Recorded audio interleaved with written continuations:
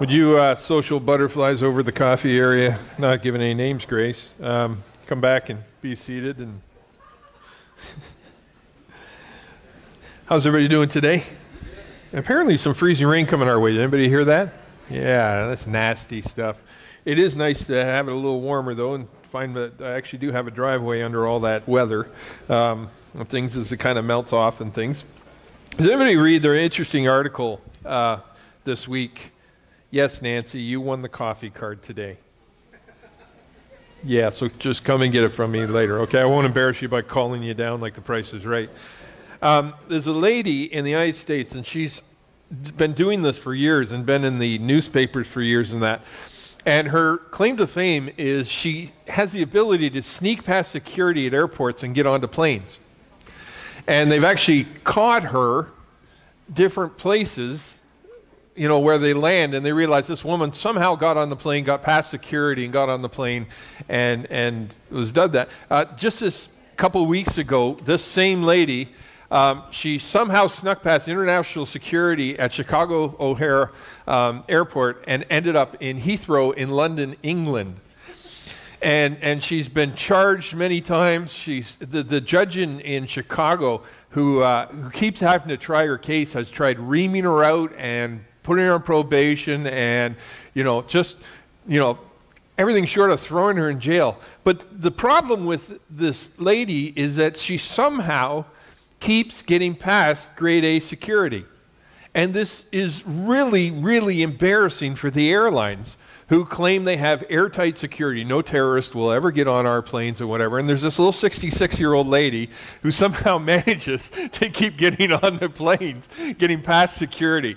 And someone asked how she does it. Well, sometimes she just blends in with a crowd and kind of goes with them and stuff. But my mother would love this because her opinion of the world is that crazy people are the ones that really make life worth living, right?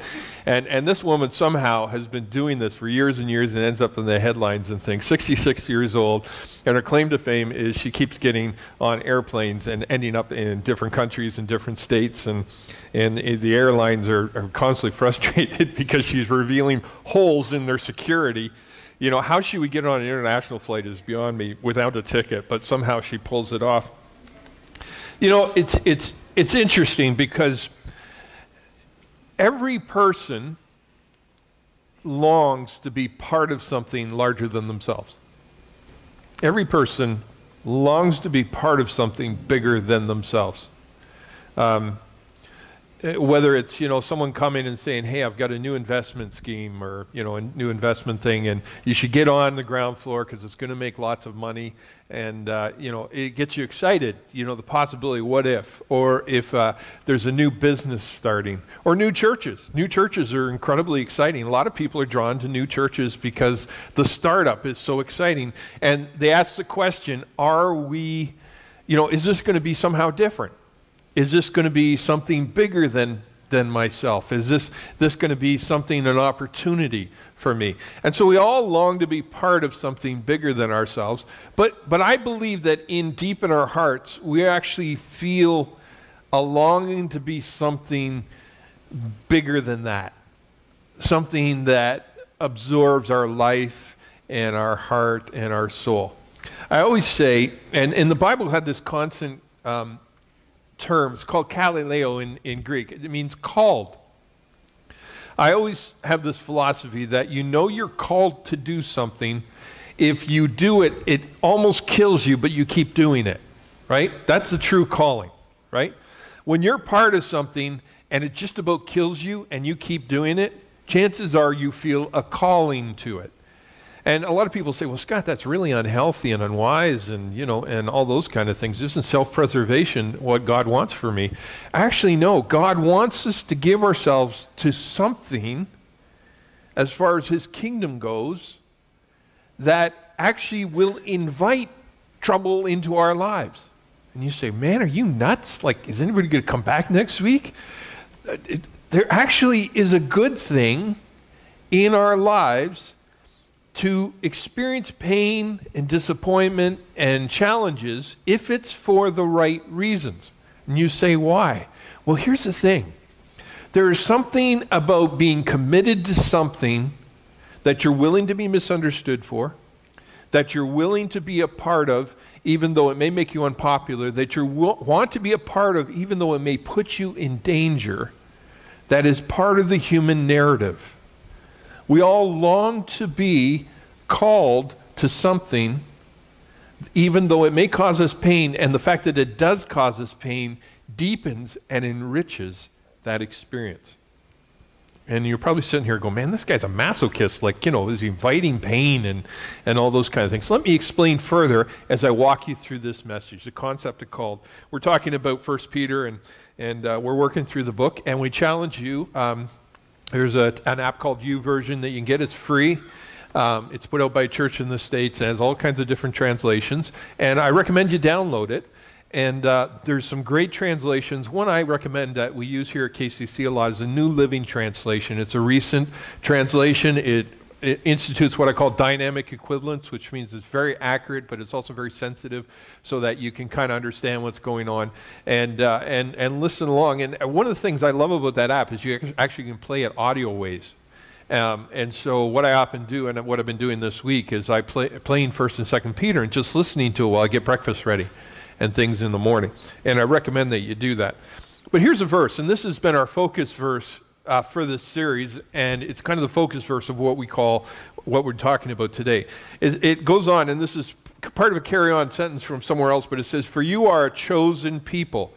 You are royal priests, a holy nation, God's very own possession. As a result, you can show others the goodness of God, for he called you out of darkness and into his wonderful light." Focus on that word, he called you. Okay? You, in this life of faith, it isn't your idea. The life of faith that you and I experience is a result of someone else's action. To be a Christ follower is to answer a summons. And you say, well, I chose to come to church today, or I chose to, say that prayer and accept Jesus into my heart, or I chose to start reading the Bible. Yes, those are all good things. But I believe that you don't get there unless there's something tugging on your heart and your conscience and your will that you respond to. You see, the difference between Christianity and every other religion in the world is religions are about do. Do this or do that, or there's this list and that list and all those kind of things. And once you get the list checked off, you might go to eternal bliss, you might not. It's kind of dependent. And most religions in the world are about that. Christianity is completely different. Christianity is about done. So when I become a follower of Jesus Christ, I'll never be more saved than I am at that point.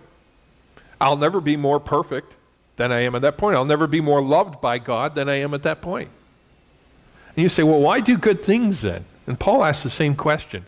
We do good things because God is calling us out of our former lives into a new life, into a different way of living. And for many Christians, one of the saddest perspectives to see in their lives is as they wander away from this concept of calling and just kind of go through the motions. They sing up, they show up, they sing, they volunteer, they give, all those kind of things. But it leads to this dry, heartless kind of community that they're a part of. And they lose that vibrant love for Jesus because he picked you. He called you. He looked all the people in the world, he tapped you on the shoulder, and by responding to him, you respond to his call. And because of that, here's the done. You're a chosen people. So it's not my idea, it's God. He chose us. He knew before eternity who was going to respond to him, and he chose us. You are royal priests. That would have been a high understanding for any of the Jewish followers. I'm really getting a buzz from my mic. Is there some?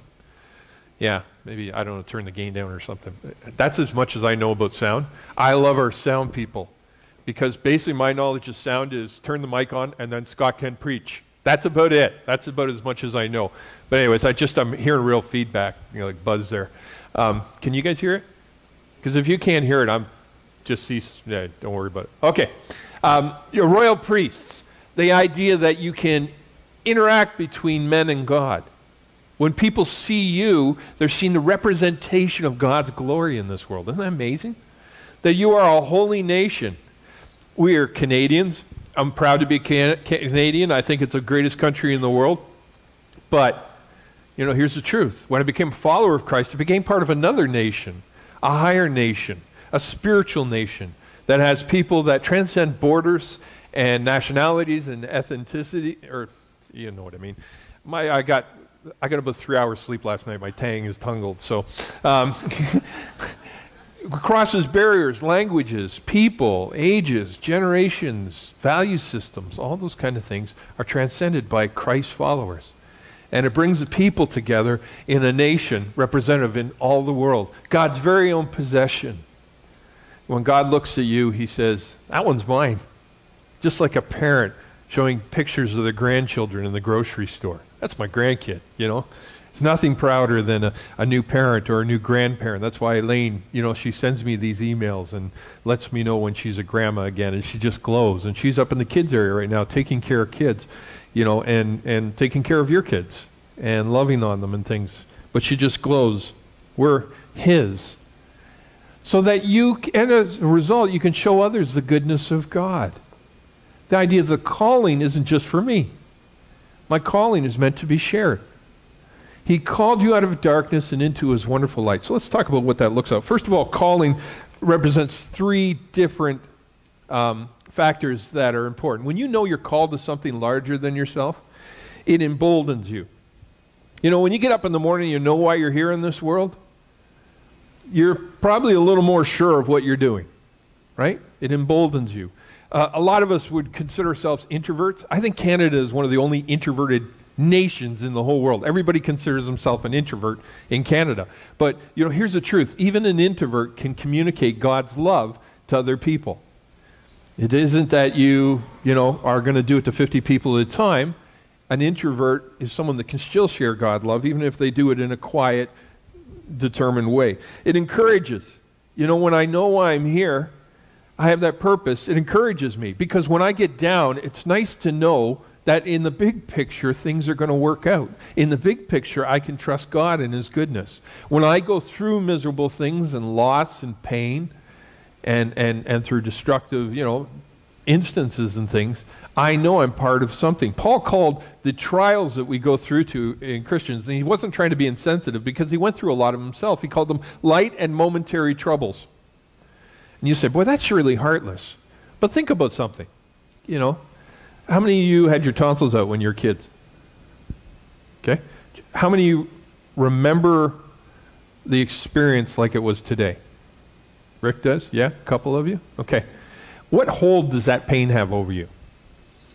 When you go into the keg and you're eating a steak and you swallow, do you feel this like, oh, it's going to hurt me if I swallow because I got my tonsils out? Anybody? No, you just go ahead and do that. What was at the time probably the biggest deal in the whole world, mostly because you get ice cream out of it, what was probably the biggest deal in the whole world now is just a part of your memory. I had my tonsils out when I was a kid. That's how light and momentary troubles. And so people, often you're talking to them and they talk about, yeah, I got fired from my job years ago, or I went through a messy divorce, or one of my kids made some destructive choices and we went through this real hard time. It's not that those things aren't significant, but once time moves on, we tend to look back on them and then they're just a chapter of our life. They fail to have a hold over us because we look back on it, and although we can relate to the pain, it doesn't prevent us from living. Well, Christ's follower has that much more to look forward to. And Paul, writing about light and momentary troubles, you got to realize this guy went through a lot. He was beaten, he was whipped, he was thrown out of town, his reputation was in tatters, all taters. It's going to be a long Sunday. Okay, I want to have my message now. All these kind of things, and yet he still had this joy about him because he realized he was called to something different. It empowers.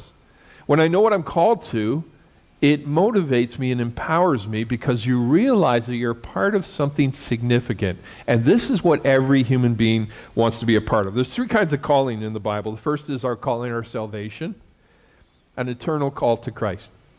When I accepted Jesus Christ, I responded to his call. And in that way, everyone is called. Okay? Every single person is called. The second one is a call to be a daily call to be different standard. We talked about this last week, the idea of holiness, that we are people willing to stand apart by embracing the love and the goodness of God. And instead of doing what everybody else does, we're willing to stand apart from the crowd and say, I choose to do this because I love Jesus. So it's a daily call to a different stand. And then purpose. And this is what I want to talk about, a temporary call to an assignment. As Rick Warren says, life is a test. Do you realize how brief we will all be here? How quickly life goes by? Those of you who are like me are starting to put some snow on the roof, realize how quickly the years go by now, don't we? Right? It's just, well, some of you don't have anything on your heads. The snow has been scraped off, and now we get chromodomus. No, I'm just kidding. I'm just kidding, Mike. I really am. You're going to get me a Q&A, aren't you? As we get older, life gets faster. Really does. Like I was talking to my wife yesterday, it's like, is it January 20th? Wow, it's going by quick. December went by even quicker. And it always does, because Christmas is my favorite time of the year, right? It just blurs by. But we are put here, and we are given a purpose that for as long as we are in this world, God has called us to make a difference in this world. And you may think, oh, I got all the time in the world. I'll pick that up later, or I'll do that after college, or I'll do that when I'm married, or I'll do that when I'm settled, or I'll do that and all those kind of things. No, the calling God gives you can occur everywhere you are, anytime, and with anyone. It is a call that you respond to and can be a part of every single day. And that calling is to make a difference in the world. Life without a calling is a hopeless life. You say, wow, that's a big statement, broad statement. But it's true. If you have no sense of purpose in your life, life can become pretty hopeless. Because if your life is just made up of coping, then believe me, you're not going to be happy for long. And you're not going to be fulfilled. Okay? Calling at times causes happiness and joy, and at times causes pain. But you have this actual feeling like you are a part of something and you feel drawn to something. The calling draws you forward. So just a couple things and we'll clarify what it means to be called. The first one is this. We're called to a life of honor. Peter writes, it is God's will you should live honorable lives and should silence those ignorant people who make foolish accusations against us. You know, the early church, people outside the church made fun of them. You know some of the things they said about them? First of all, the Christians had a term they called love feasts. It was their communion. And so they would get together and they would have communion.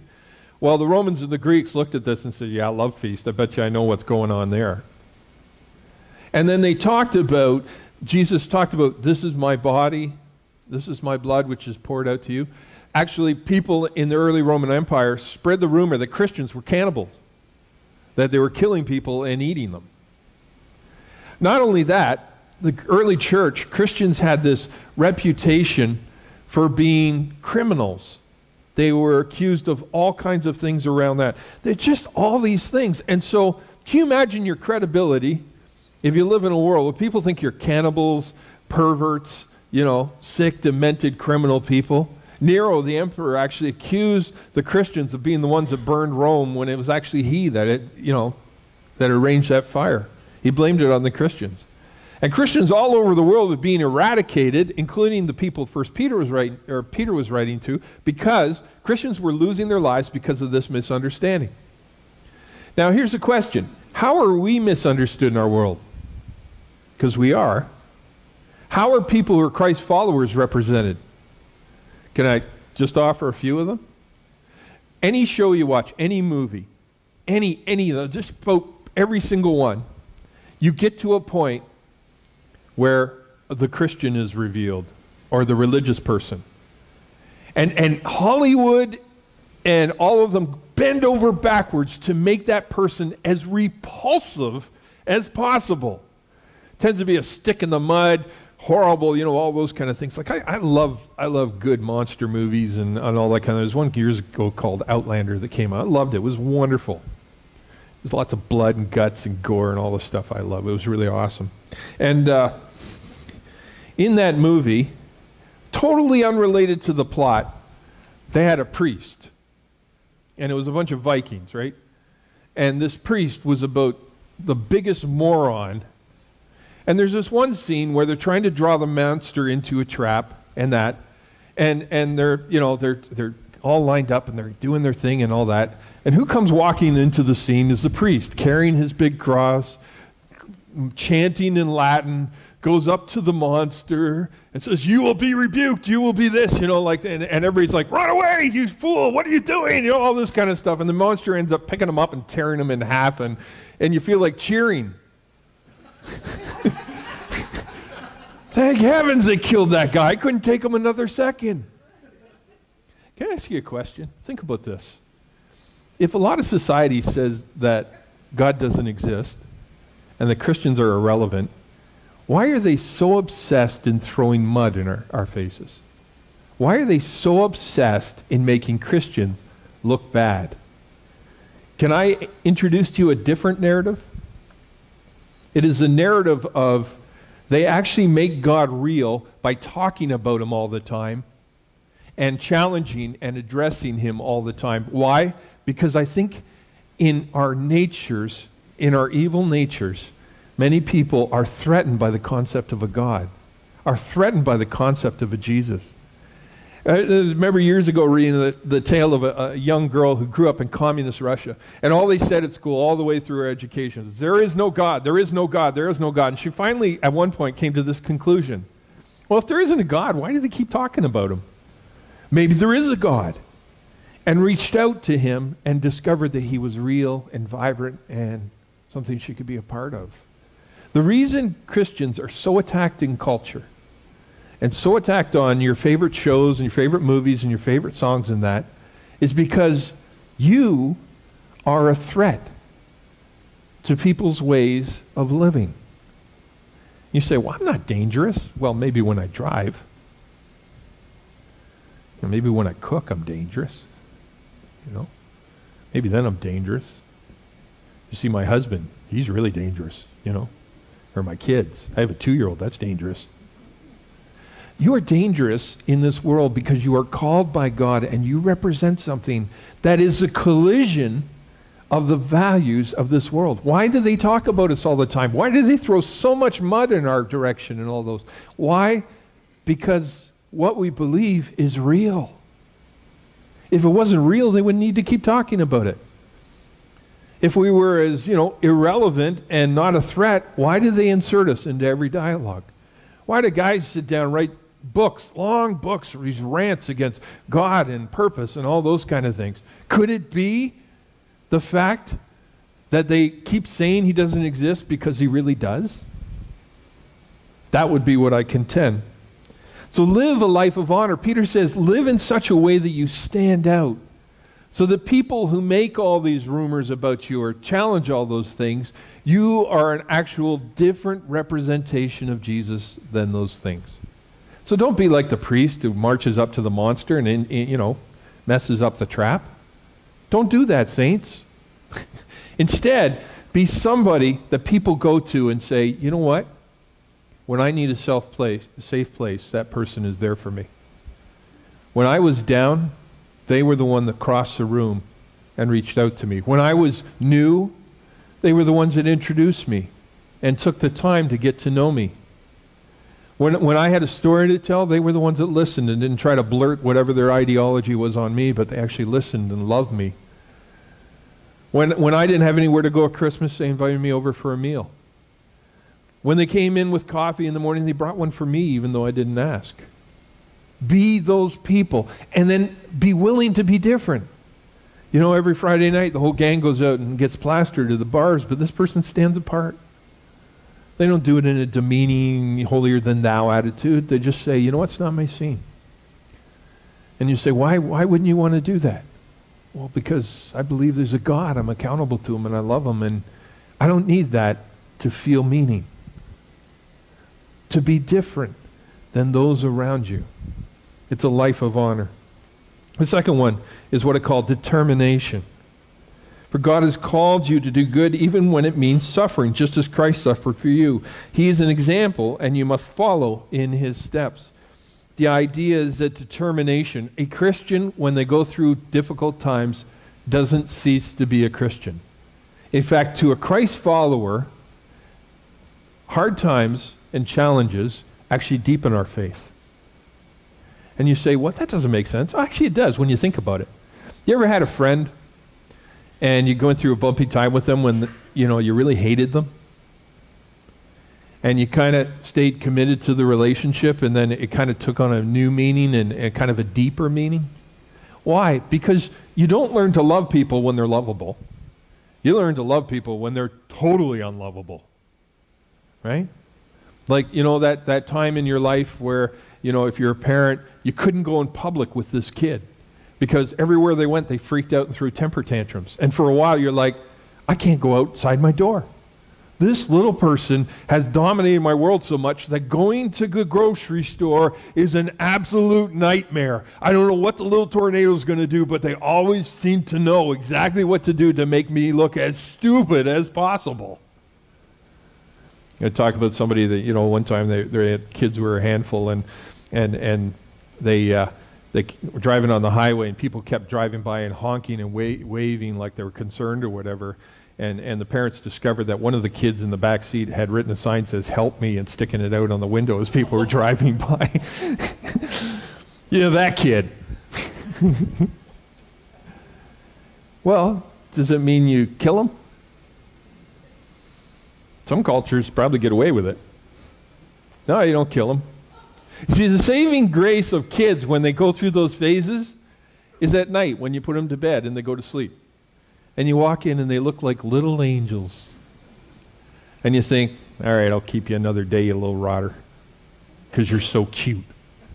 Big chubby cheeks and, Well, you learn to love when people are unlovable.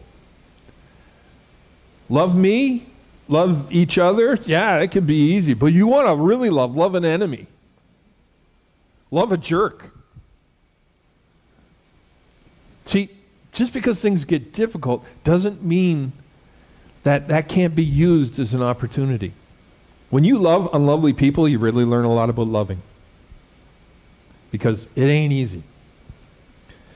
Now, in reference to the idea that we're dangerous, and while I'm, trying to unwind my tongue here and stuff, I want to make you aware, I want to show you a clip from one of my favorite shows. And this show is a wonderful show. I'm surprised it doesn't win more awards and things, and not a lot of people know about it, but every time it comes on, I grab it as soon as possible and watch it as often as I can. And it's a nature show, so you have to forgive me. I really love nature show. But this one is about bugs. And it is, like I said, one of my favorite shows, and I think there's a good illustration of what it means to be a Christ follower in this video. So I'm going to show the video, and then we'll move on in a minute.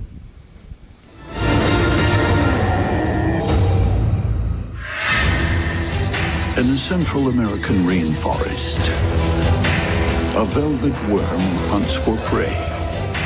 Close by, a long-legged harvestman is also prowling for food.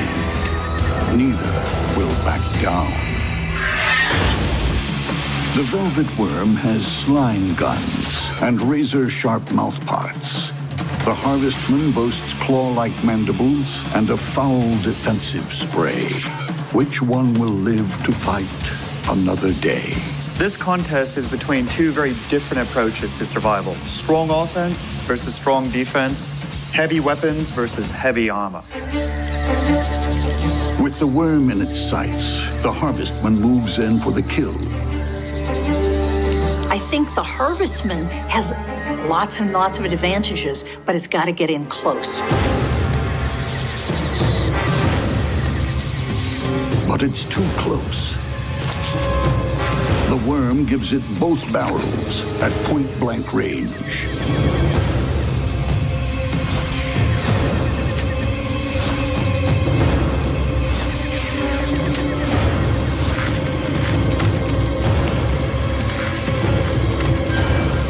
harvestman struggles, but thrashing only tightens its slimy bonds.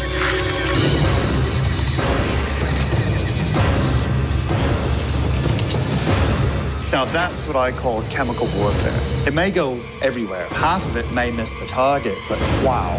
That is a prey capture technique that's impossible to upstage and very difficult to escape. The harvestman is in serious trouble. All it can do at this point is back off and see if it can groom the glue off. But it's nasty. With its victim pinned and defenseless, the velvet worm switches to safecracker mode, looking for a way into its meal. Like hellish cookie cutters, the powerful mandibles start sawing through the harvestman's armor. Eventually, the worm injects its toxic saliva. The saliva that the velvet worm is injecting contains mucus and also hydrolytic digestive enzymes that are pre-digesting the food outside of its body. So all it has to do now is sit back and suck it up. Things don't always turn out the way you'd expect in the bug realm. You can have all the weapons in the world, but slow and sticky often wins the race.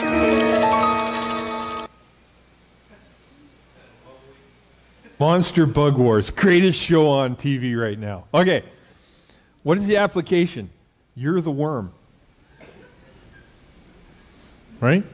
It looks like the worm has no choice. But if you get in too close, the worm sprays sticky stuff all over you. And before you know it, you're trapped. And it's going to eat you. Right? This is why you're dangerous. You're the worm. You see, people look at Christians and they think they're dumb, they're harmless, all those kind of things. But they don't realize there's something important going on. When people encounter you and you have that Jesus in your heart and you're living your life for him and you're living those powerful things, you become sticky. And as people get around you, stuff starts to go off in their brains. It's actually the Holy Spirit working on their hearts. And they're around you and they're thinking, I always thought Christians were like this, but this lady's an exception to that. Or, in a world where nobody seems to be kind and all that kind of stuff, this person seems so polite. This person seems to stand out. This person has something that I don't have. And as they get closer and closer to you, the stickier it gets, and before you know it, Jesus has them. And he's sucking all the sin out of their bodies. Is that the best illustration I've ever given or what? Tammy, that's got to be up there, right? It's pretty good. I know you love this, right? Monster bug. Yeah, I bet you show that video in your class, wouldn't you? Yeah, you would, definitely. Now I've embarrassed you. Strategy 3, let's just walk through and follow the leader. The idea that we follow Jesus' example. He never sinned nor deceived anyone. He did not retaliate when he was insulted, nor threaten revenge when he suffered. He left his case in the hands of God, who always judges fairly. He personally carried our sins in his body to the cross so that we can be dead to sin and live for what is right. The idea of following Christ is something we stand. I always tell people when you read, I always tell them, read a gospel, then another book. Then go back to another gospel, then read another book. Then go back to a gospel. Why? Because the gospels, talking about the teaching and life of Jesus Christ, are the real center of what it means to be a follower of Jesus Christ. They're not more inspired than any of the other books, but they're actually the ones that for Christ's follower you will benefit from the most, because you're listening to and observing the actual temperament and actions and life of Jesus Christ. That's about as close as you're going to get. And so to read that, you learn what it means to be a Christ follower. When I first got my Bible when I was 8 or 9 years old, and someone told me to start reading Matthew, I was about 5 or 6 chapters in, and I realized that this Jesus guy was really different. And I felt drawn to him. And I didn't know why. I felt fascinated by him, and I didn't know what it was that was so fascinating. I mean, it was amazing talking about the miracles and seeing the teaching of that. But it's like when he spoke, he was talking to me. And as a follower of Jesus Christ, the Gospels are really where you want to build around. So I always tell you, read a Gospel, read another book. Read a Gospel, read another book. And then come back to it. And then the application, don't repay evil for evil. Don't retaliate with insults. When people insult you, instead pay them back with a blessing. This is what God has called you to do, and he will grant you his blessing. Are you willing to be misunderstood because of your faith?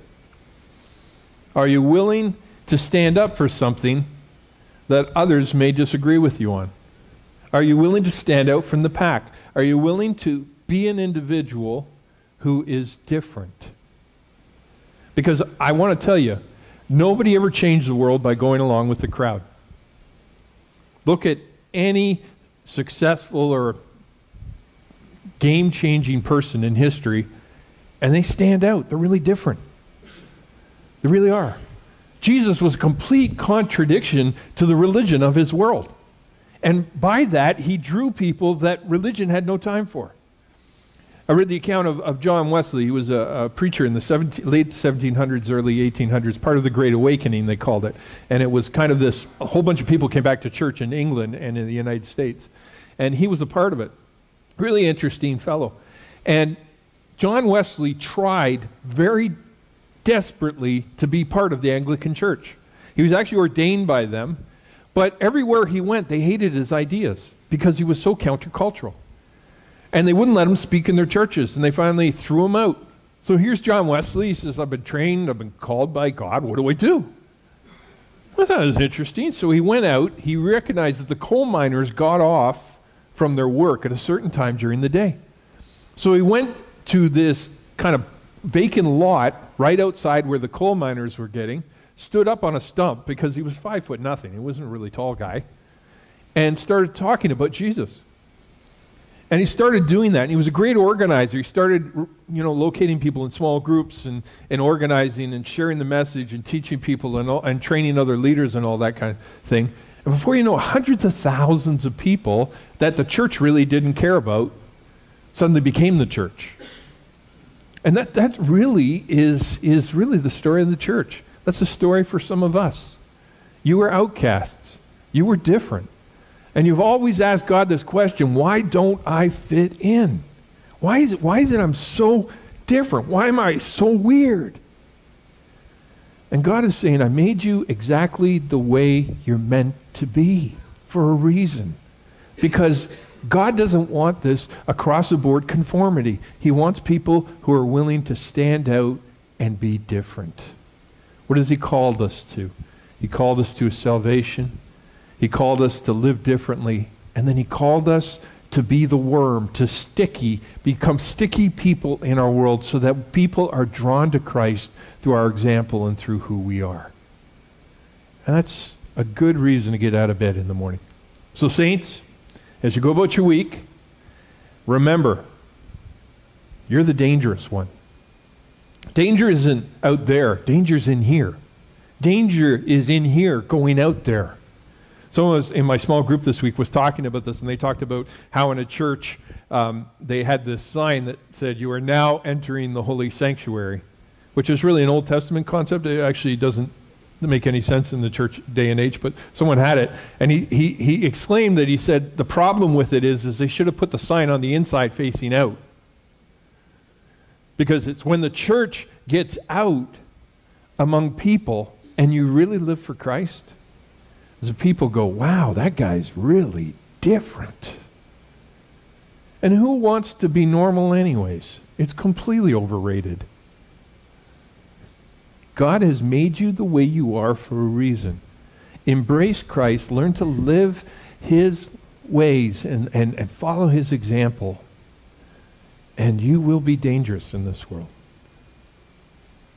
People will start to notice something different about you.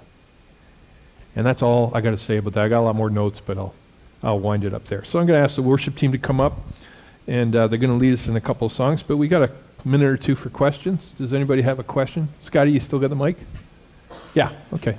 Somebody got a question about today's topic. I covered a lot of things today, but I didn't. Michael, you want to hose me here? No? Okay. Anybody? You all fed up?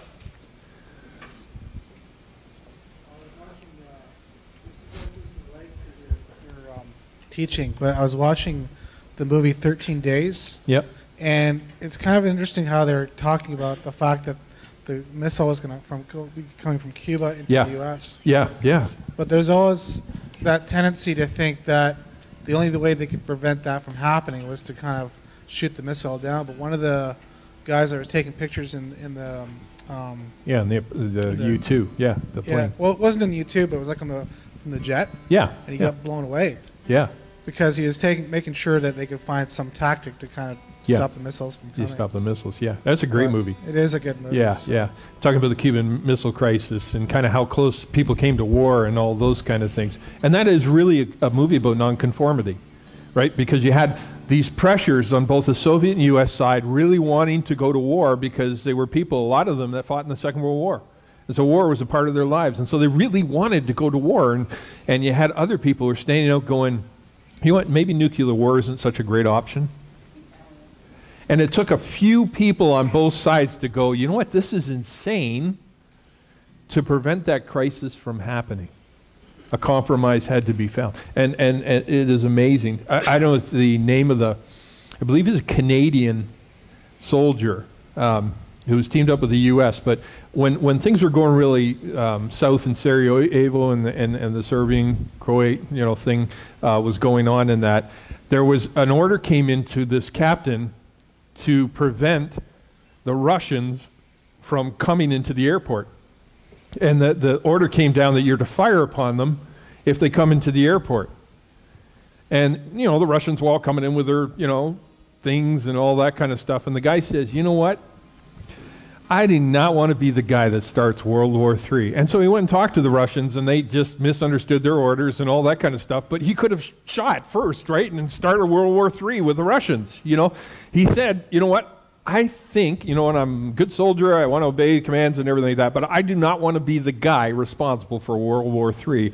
And, at a time like that, we're really glad he was different, right? Those kind of things. So that's great. Grace? Hi, Grace. How you doing? That's another question. Yeah. Maybe you'd like to preach a message on pacifism. Yeah. Like it's always a question in my mind. Yeah, pacifism versus just like war and all that. Our Christian behavior in personal situations versus. Yeah. I live in Canada, and there's other bad guys out there. Yeah, yeah. What? Yeah, we did a series on that a few years ago called "The World Will Blow Up Next Thursday" or something like that. It was one of those catchy titles. We had T-shirts and everything. We need to bring T-shirts back into our series, don't you think? Right? You remember the one like with the alien with the Jesus beard on and all those kind of things? Or I was at the end of the world and all I got was this lousy T-shirt. Do you remember that shirt? That was one of our best shirts ever. It showed a nuclear explosion. I was at the end of the world and all I got was this lousy T-shirt. Yeah, we need to do T-shirts again. So can you put that on my list? T-shirts. Yeah, that's good. Okay, we're really getting somewhere spiritual today. All right. We're going to ask the people to come forward. They're going to pass the baskets around. There will be outies and innies. The outies are the ones you take stuff out of. The innies are the ones you put stuff in. In the outies, you'll find offering envelopes, pens, response cards if you want to be on our mail list and receive our emails or you want to find anything else. College university students, College of Career starts again this Tuesday night at the Homes. If you are interested in coming to that, then please let me know and I'll give you directions. It's right here near the college. Also, to College and Careers, we've got a retreat coming up in March. It's a Friday, Saturday, where someone in our congregation was good enough, they've actually rented us a school and a gymnasium and everything. And so it's going to be awesome. And they're going to feed us too. So these are all good things, okay? So if you're a college university student and would love to be a part of that, just let me know. If we get 15, we'll do it. And I don't think we'll have a hard time getting those numbers on that. While we do that, just have a video coming up and then the worship team will close. Father, thank you for this day. Thank you give it to us. And Father, probably most of us coming into this room today maybe knew about what I've been sharing today, but maybe we've kind of pushed it back into the recesses of our minds, or maybe began to doubt it. The fact that you have actually called us to make a difference in this world. So, Father, I pray for those of us who need to hear that call again, and need to feel that prompting, that tap in our hearts, that we are here for a purpose, and that life is temporary. And that showing your love and your grace and your goodness to people in this world is something that isn't just convenient, it's actually something you've mandated us to do. People need the Lord, they matter to God. And so God, I pray that as we go about our world, that you would make us sticky, so that people are drawn to you in our hearts. And then God, you give us courage to be willing to cross barriers and cross rooms and cross generations and cross language barriers and cross ideologies and politics to show Jesus Christ to those around us. Father, help us to be those people, because you have called us, and if you've called us, you will equip us. We ask this in Jesus' name. Amen. Amen. We got one more week of different, and then we're starting a series I know you can't wait to hear. It's called My Big Fat Mouth. And it's going to be a great series. It really is. As we talk about what we talk about, right? And that's always a good series we're looking forward to. God bless you. We will see you next week. Thanks for being with us.